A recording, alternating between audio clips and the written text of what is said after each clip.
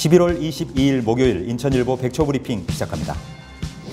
인천 시내 초등학생들이 학교 운동장이 비좁아 마음껏 뛰놀지 못하고 있습니다.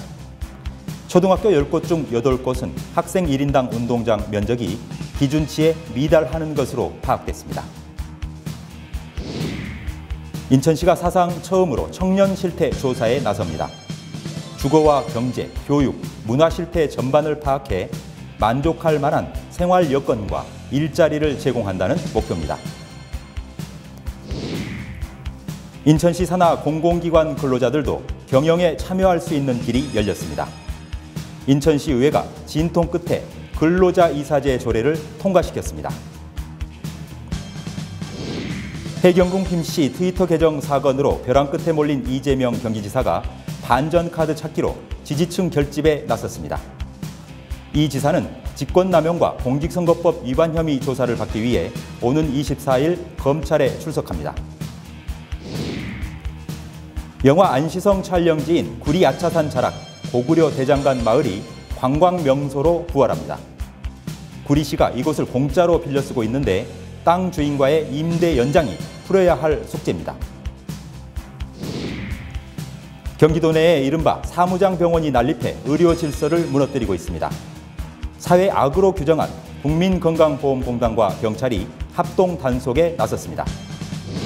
인천 경기 오늘 아침 최저기온 영하 3도, 낮 최고기온 8도, 미세먼지 보통 수준이 예상됩니다. 이상 인천일보 백초 브리핑이었습니다.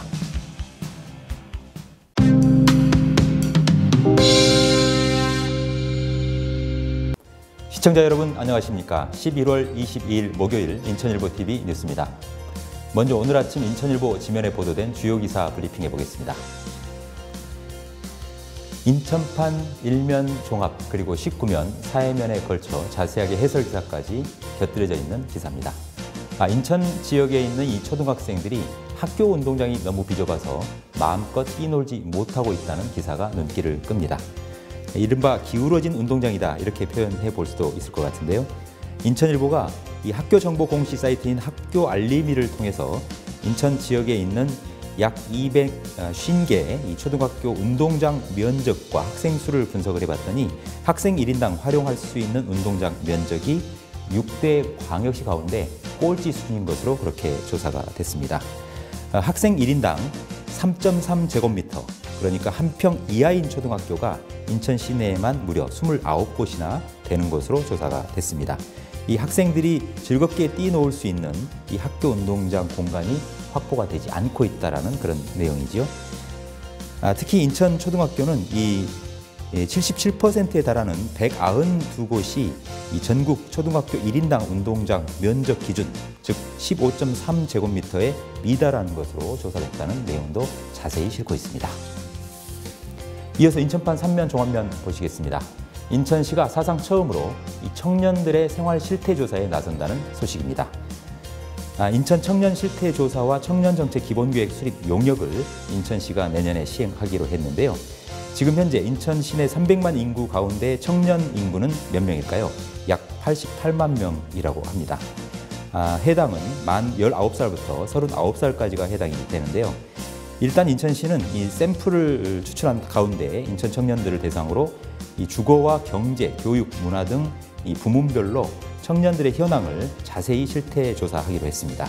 그리고 이를 토대로 해서 일자리 문제를 해소하고 다양한 이 사회 생활 여건을 마련하겠다 이런 구상인데요. 어떤 연구 용역 결과가 나와서 정책을 수립할지는 지켜봐야 할 것 같습니다. 다음은 5면 자치의정면입니다. 인천시가 사상 처음으로 공공기관 근로자들도 경영에 참여할 수 있는 그런 제도를 만들게 됐습니다. 인천시의회가 그제 이 본회의에서 표결을 거쳐서 근로자 이사제를 도입하는 관련 조례안을 통과시켰는데요. 제도가 도입되기는 서울특별시와 광주광역시에 이어 세 번째 사례로 남게 될 것 같습니다. 하지만 이 논의 과정에서 인천시의회에서는 치열한 공방이 빚어졌고요. 이 진통이 거듭됐다고 합니다. 결국 상임위원회에서 통과됐던 부분이 본회의에서 다시 계류를 했다가 결국은 표결까지 간 끝에 근로자 이사제 도입을 내용으로 하는 조례안이 통과가 되는데요. 이에 따라서 앞으로는 인천시 산하 공공기관에 근무하고 있는 근로자들도 경영에 직접 참여할 수 있는 길이 열렸다, 이렇게 보시면 될 것 같습니다. 다음은 경기판 보시겠습니다. 경기판 일면 종합면입니다. 이른바 해경궁 김씨 트위터 계정 사건으로 벼랑 끝에 내몰린 이재명 경기지사. 그런데 각종 SNS 활동을 통해서 이 반전 카드 찾기에 나섰습니다. 그러면서 지지세 결집에 나선 모양새인데요. 그런 내용 함께 실으면서 오는 24일 이 검찰 출두해서 조사를 받게 된다는 소식도 함께 전하고 있습니다. 이 지사는 친형 강제 입원, 그리고 검사 사칭, 또 성남 분당구 대장동 개발 업적을 과대 포장했다라는 모두 3건의 직권남용과 공직선거법 위반 혐의를 받고 있는데요. 경찰은 일단 기소 의견으로 검찰에 사건을 넘긴 상태고, 수원지검 성남지청이 오는 24일 이 지사가 출석하는 대로 자세한 조사를 벌이기로 했는데요.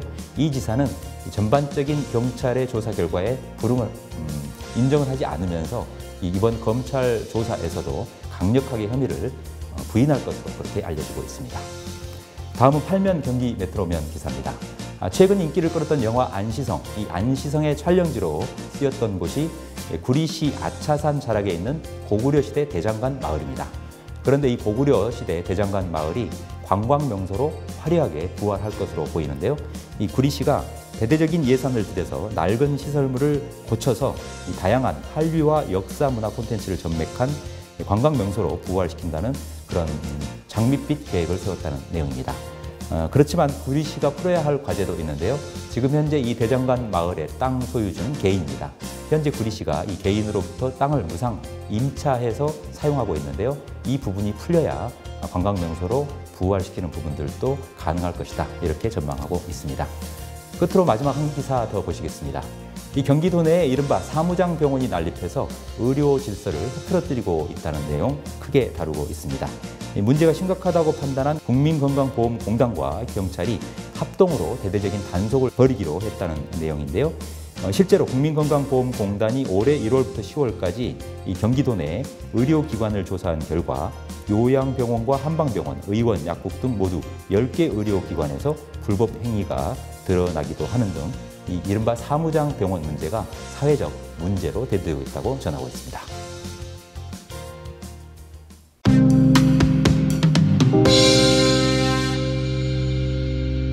극심한 도시 불균형을 해소하기 위해 도시재생 뉴딜 사업을 적극 추진하겠다. 지난 6.13 지방선거 때 박남춘 인천시장 후보의 약속이었습니다. 그리고 이 박 시장의 인천 도시재생 뉴딜 사업, 취임 이후에 과연 어디로 가고 있을까요? 지금 진단해 보겠습니다.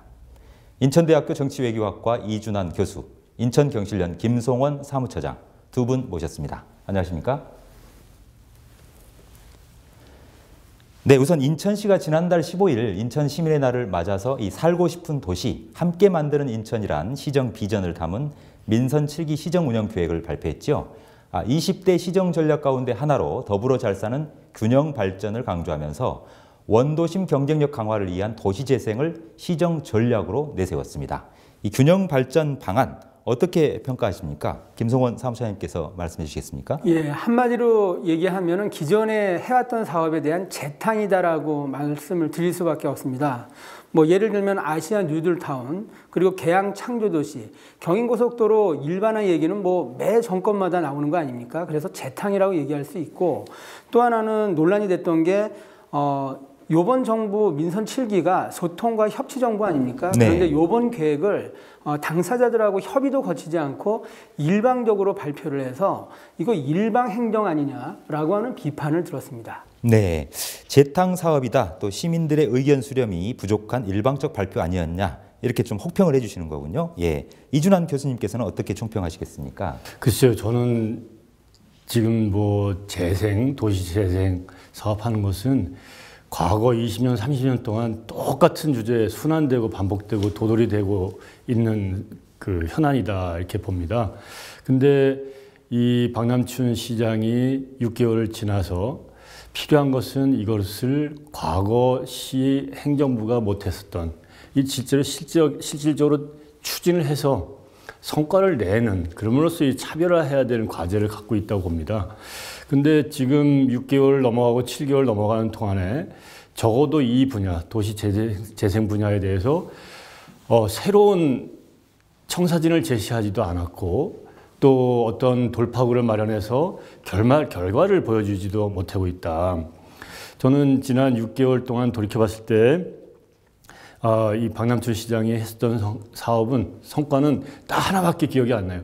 광역버스 공영제로 하자 이렇게 52시간 그다음에 최저임금제 해가지고 시가 좀 지자체가 도와달라 했을 때 시정부가 법적으로 해보니까 이걸 해줄 법적인 그 책임이 없다.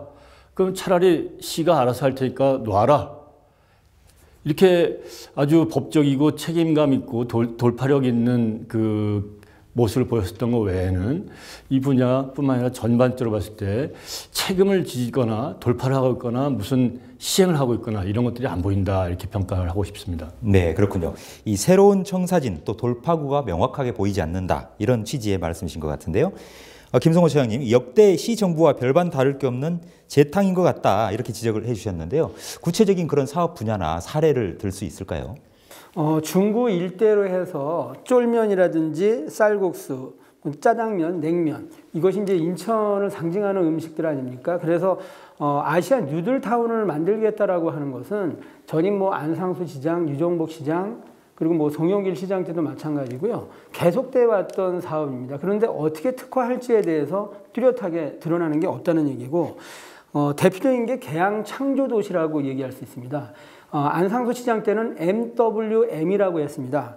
M은 뭐냐면 뮤지엄, 워킹, 그다음 마린 이렇게 해서 계양 창조 문화도시라고 했었는데 사실상 이 사업이 현재 있어서 계양 창조도시 그리고 전임 시장이었던 유정복 시장의 팔부두를 중심으로 해가지고 계양장의 창조도시를 만들겠다라고 하는 게 어떤 차별성이 있는지가 드러나지 않고 있다는 거고요. 또 하나가 이제 대표적인 게 경인고속도로 주변 지역에 대한 도시재생 사업입니다. 경인고속도로 얘기는 안상수 시장께서 보면은 구도심 활성화 차원에서 그 주변 지역에 대한 도시재생 얘기를 오래전서부터 하지 않았습니까? 네. 근데 그것이 계속 시장을 이어가면서 지난 선거 때는 그런 얘기를 했습니다. 유정복 시장하고는 다른 정책을 가지고 있다는 게 박남춘 시장의 얘기였는데 요번에 발표된 거 보면 일반적인 얘기 외에는 구체성이 없어요. 그러다 보니까는 재탕에다가 구체성도 없다 이제 이렇게 얘기를 할 수가 있죠. 네, 그렇군요. 구체성이 없고 또 차별성이 없다 이런 말씀으로 이해를 할 수 있겠군요. 네. 그런가 하면 이 박남춘 시장 들어서 시장 직속으로 도시재생위원회를 설치하고요. 또 기존 정무경제부시장 직함도 균형발전 정무부시장으로 바꿨습니다. 그러면서 이 과거에 행정부시장 관장 사무였던 도시계획 업무도 모두 균형발전 정무부시장 소관으로 이관시켰지 않습니까?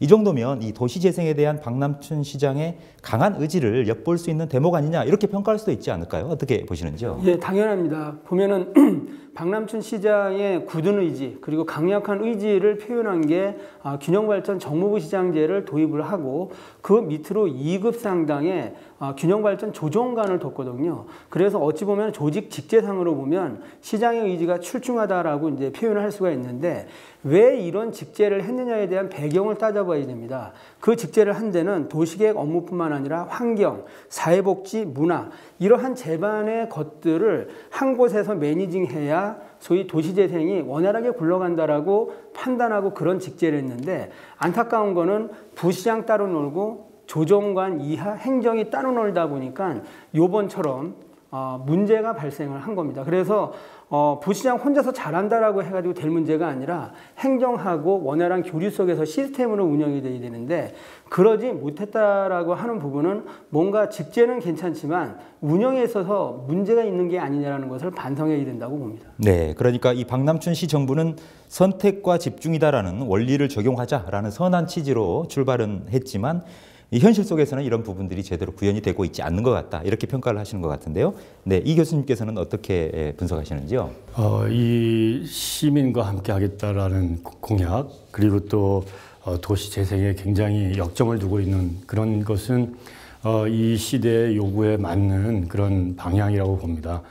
그런데 이것을 어떻게 해결해 나가느냐에 대해서 아까 이제 김성원 처장님이 지적했던 그런 측면에 시스템이 작동하지 않는다라고 하는 측면도 있지만 그 반대편엔 또 어떤 게 있냐면 이러한 도시재생 해 나가는 것에서 여러 가지 문제가 발생했던 건 환경이 안 되고 재정이 없었던 것도 있지만 이 어떤 식으로 재생해 나가자고 하는 데에 대한 이견이 이해에 따라서 갈렸기 때문에 이것을 조정해 나가지 못했던 측면에서도 막혔었는데 이번에도 여전히 공론화위원회나 이런 공청회나 이런 것들은 자주 열는데 그것을 통해서 정말 어떠한 결론을 도출하고 누가 책임을 져서 언제부터 이것을 실행을 해서 도시재생을 하겠다 이런 것까지는 없는 거예요. 공청회는 열고 공론화를 하겠다고 해가지고 전문가 또 시민들 모아서 얘기만 되고 과거에 있었던 논쟁만 계속 이어지게끔 하는 그렇게 돼서 오히려 시간은 끌고 시간은 가고 정해져 있는 방향은 도출해가지고 지금 현재로서는 구체적으로 이제 액션으로 들어가야지 벌써 이제 내년도 예산을 짜서 내년에 시작을 해봤자 벌써 시장 선거 1년이나 지난 다음에 일을 시작하게 되는 거거든요. 네. 지금은 좀 더 액션에 치중해야 될 시기가 아니냐라고 생각이 듭니다. 네, 액션 플랜의 부재 이런 부분들을 지적하신 거군요.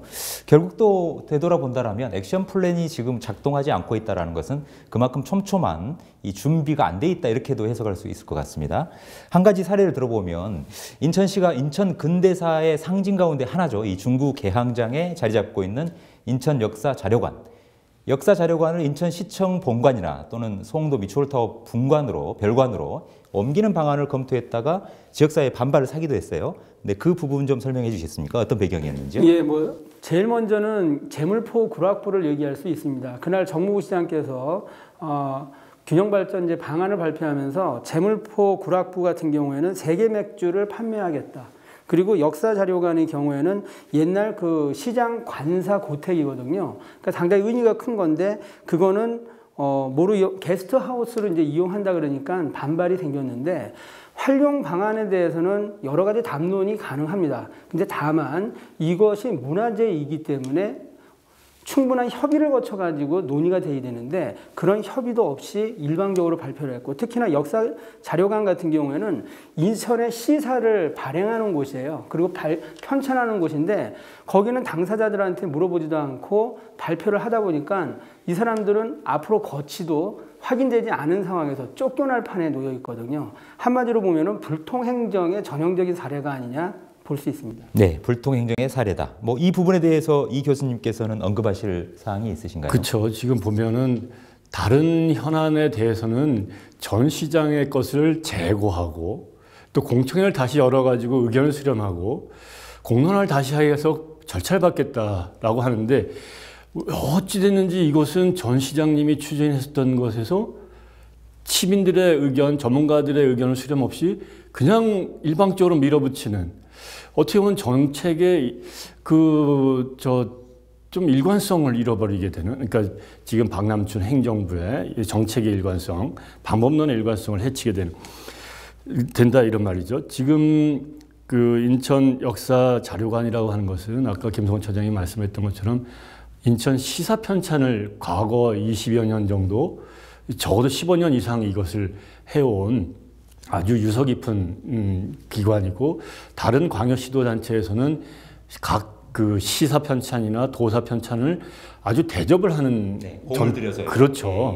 예산도 규모도 키워서 이렇게 대접을 하고 있는데 굉장히 이번 찬밥 심사에다가 그렇죠. 그래서 이런 것들이 그 공청회를 밟겠다라고 해서 이제 했는데도 김성원 처장님이 이런 것에 대해서 이제 문제 제기를 해서 한 걸로 되는데 이것도 또 졸속으로 공청회가 될 것 같아서 거의 효과가 없는 그런 상황에 와 있다고 봅니다. 네, 이 소통과 협치가 가장 중요하고 박남춘 시장이 또 부르짖어왔던 핵심 키워드라고 할 수 있는데 이런 부분이 어쩐 일인지 잘 작동이 안 되고 있다 이런 취지의 말씀이신 것 같아요.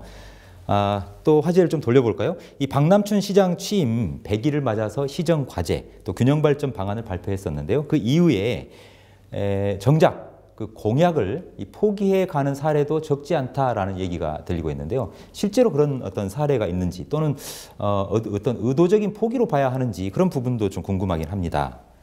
예, 제가 먼저 말씀을 드릴게요. 네, 대표적인 게 이제 요번에 신구도시 균형발전 차원에서 발표를 하지 않았습니까? 그래서 신도시의 그 대표적인 그 재생 사업이 뭐냐 하면 뭐 도시 사업이죠. 워터프론트 사업이에요. 송도의 워터프론트 사업은 선거 때 시장이 직접 하겠다라고 약속을 했던 사업인데 이게 계속 난항을 겪지 않습니까? 그래서 이 부분도 이게 번복하는 게 아니냐 이런 얘기가 나올 수 있고, 그 다음에 이제 경인고속도로 문제도 전임시장에 대한 비판이 있는데 특별하게 지금 내놓는 정책이 없어서 그렇다면 요번에 어떻게 가려 그러느냐 이것이 확인되지 않는 거고, 특히나 이제 제2 인천의료원 얘기를 할 수밖에 없어요. 보면은 공공보건의료 쪽에서 직접 이렇게 협약을 맺어가지고 공약을 한 것인데 이 공약을 요번에 재정이 어렵기 때문에 못하겠다. 라고 해서 발표를 했어요. 그리고 최근에 인천일보에서 계속 나오는 게 수도권 매립지 문제입니다. 네. 소각장 문제를 비롯해서 청라 소각장 문제를 비롯해서 전처리 시설 이리 갔다 저리 갔다 페이스북에서 안 한다 그랬다가 막상 현장에서 만나니까 다시 할 수 있는 방안은 없느냐 이런 식으로 입장이 계속 바뀌고 있거든요. 그래서 이렇게 공약을 포기하거나 바꾸는 것은 왜 그럴까에 대한 진단이 좀 필요한데, 일단 첫 번째는 생각외로 재정이 부족하다라는 얘기가 들립니다. 뭐 제가 듣는 얘기로는 지난 유정복 시장 시기하고 비교했을 때 그 수입되는 재정이 절반 정도 수준밖에 안 된다. 그래서 재정이 없다 보니까 하려고 하는 사업을 줄일 수밖에 없고, 그 줄이는 사업과 관련해서 우선순위 선택을 이제 자의적으로 판단을 하는 거죠. 당사자인 시민들하고 협의를 하는 게 아니라. 그리고 이제 정책 방향에 있어서 가급적이면 돈 안 드는 사업만 뭐 협치라든지 소통은 말로만 하면 되는 거 아닙니까? 그거 외에 돈 들어가는 사업들은 웬만하면 제끼려 그러는 게 아니냐 뭐 이런 생각이 듭니다. 네, 그 이유가 이제 재정난에 기인하는 바가 있을 것 같다라고 추측을 하신다 이거군요. 예. 갈짓자 행보, 갈짓자 정책 뭐 이렇게 얘기를 해볼 수도 있을 것 같은데요. 네, 이준환 교수님께서는 이런 부분에 대해서 어떤 사례를 좀 열거하실 수 있는 게 있을까요? 글쎄요, 저도 이제 송도 워터프론트 말씀을 꺼내는데, 송도 워터프론트 아무튼 이번 지방선거 끝난 다음에 제가 송도에 살지만 학교도 직장이 거기 있어서 갑자기 막 현수막이 온 골목마다 이렇게 붙었어요. 그래서 이제 워터프론트 사업이 이번 10월달 이제 착공이 되는 걸로 예정이 돼 있었던 걸로 알고 있는데, 당선되자마자 공약했었던 거와 달리 조금 주춤하는 모습을 보였고, 그 다음에 그렇게 해서 현수막이 붙었던 거죠. 그런데 요 일전에는 계획대로 이제 좀 더 생각을 해보겠다라고 하는 공청회 결과 입장을 좀 바꾸는 식으로 했다는 거고요. 우리 인천 시민들의 자존심도 걸려있는 쓰레기 매립지 문제도 김성원 처장님이 얘기했는데, 저는 이런 것들을 보면서 느껴지는 건 뭐냐면, 공무원 사회가 굉장히 동의할 수 있겠다. 시장이 어떤 메시지냐 도대체. 쓰레기 매립지에 대해서 하자는 거냐, 연장하자는 거냐, 아니면 중단하겠다고 하는 메시지냐. 워터프론트 사업도 하겠다는 거냐, 안 하겠다는 거냐. 이렇게 되면 공무원 말단 조직에서부터 위에까지 쫙 체계적으로 이렇게 시스템을 짜가지고 같이 이렇게 해도 지금 부족한 재정 상태에서 될까 말까 한데, 시장님이 메시지가 달라가면은 이거 업무 파악이 안 되신 거 아니냐, 현안을 모르신 거 아니냐, 준비가 잘 된 거 아니냐, 뭘 맡고 뭐에 장단을 맞춰서 일을 해야 될지 모른다. 이렇게 되면은 임기 초부터 굉장히 곤란해질 수 있는 그런 거기 때문에 이 언행을 좀 신중하게 하고, 이런 것일수록 현안이 될 것일수록 공부를 많이 해서 정리되어 있는 입장을 밝혀주고 그걸로 공무원인들이 시스템으로 이렇게 일을 추진할 수 있게끔 하는 것이 필요하겠다라는 생각이 강하게 듭니다. 네, 그렇군요. 잘 알겠습니다. 이 도시재생 사업의 이 허와 실에 대해서 짚어보기로 했는데 약간 화제가 좀 격가지로 나가긴 한 것 같습니다. 참고로 이 인천시는 지난달이었죠. 지난 8월 정부가 이 도시재생 뉴딜 사업 대상지로 선정된 4개 지역, 그러니까 서구 성남동, 또 중구 신흥동, 계양구 효성동, 강화군 남산리 이렇게 4개의 지역을 선도 지역으로 지정하기에 앞서서 주민공청회를 여는 등 이제 주민 여론 수렴에 나섰는데요. 비단 정부의 도시재생 뉴딜 사업 대상지뿐이겠습니까? 인천에는 이 원도심이 굉장히 많이 분포해 있고요. 중구, 동구, 남구, 부평구 이 도시 슬럼화를 최소화시키고 또 살아있는 도시로 다시 부흥시키기 위한 이런 내용이 이 도시재생 사업의 핵심이어야 될 텐데요. 이런 부분에 대한 이 가시적이고 구체적인 성과 또는 주민들과의 폭넓은 소통의 폭이 아직은 잘 보이지 않는다 이런 여론이 좀 많은 것 같은데요. 이런 측면에서 끝으로 이 박남춘 시장의 도시재생 사업 추진에 대해서 조언 또는 제언이 있다라면 이준환 교수님께서 먼저 한 말씀, 그 다음에 김성원 차장님께서 정리 차원에서 좀 해주시겠습니까? 예. 네, 저는 이제 해답은 거의 다 나왔다고 봅니다. 공론이 없어서 지금까지 일이 안 된 거고, 용역이 없어서 앞으로 할 도시재생 방향이 안 정해진 게 아니죠.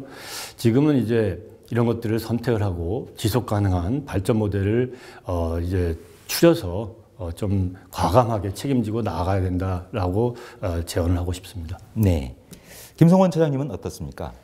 가장 이제 핵심적으로는 이제 일반 시민들이 봤을 때 공직사회에 있어서 행정이 일관성이 있어야 되지 않겠습니까? 그게 매립지 문제라든지 송도 워터프론트라든지 이런 사례들인데 그런 측면에서 왜 일관성을 잃어버리느냐? 그 부분은 보통 시장에 오면은 그 측근들이 사실은 행정과 정치를 하지 않습니까? 이 측근들이 인천에 대해서 이해를 못하고 잘 모르면 행정하고 빠킹이 생길 수밖에 없다고 봅니다. 그런 맥락에서 이번 참에 왜 이러한 문제가 발생했는가, 그것이 혹시 측근 정치의 한계가 드러난 건 아닌지 한번 점검하는 계기가 됐으면 좋겠습니다. 네, 잘 알겠습니다. 아무튼 300만 인천 시민의 이 행복한 삶을 위해서 성공한 시정부가 돼야 할 것이고 성공한 시장이 돼야 할 텐데요. 그러기 위해서는 300만 시민들의 이 지혜와 이 용기를 같이 함께 이렇게 모아서 나가는 어떤 그런 방안들이 필요할 것 같고요. 또 강력한 어떤 실행력, 구체적인 실행력이 좀 필요해 보이지 않나 이런 생각이 듭니다. 지금까지 박남춘 인천시장의 도시재생 허와실은 무엇인지 전반적으로 함께 짚어봤습니다. 두 분 오늘 수고 많으셨습니다. 수고하셨습니다. 고맙습니다. 네, 지금까지 인천대학교 정치외교학과 이준환 교수, 인천경실련 김성원 사무처장 두 분과 말씀 나눴습니다.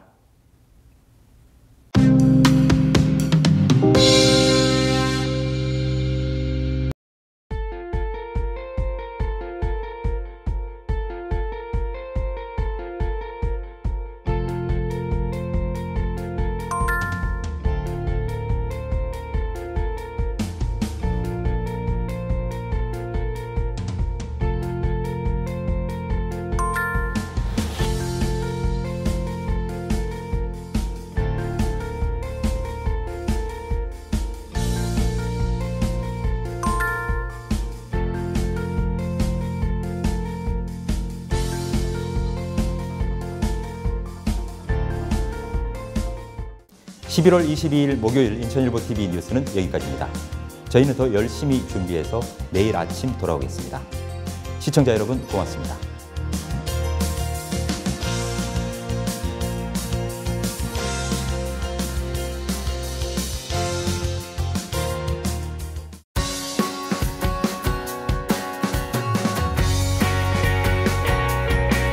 바라보는 것만으로도 아름다운 자연의 신비가 느껴지고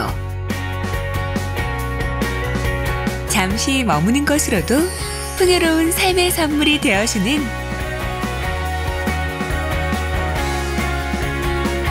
바다와 도시가 살아 숨쉬는 생명의 터전 시흥시입니다.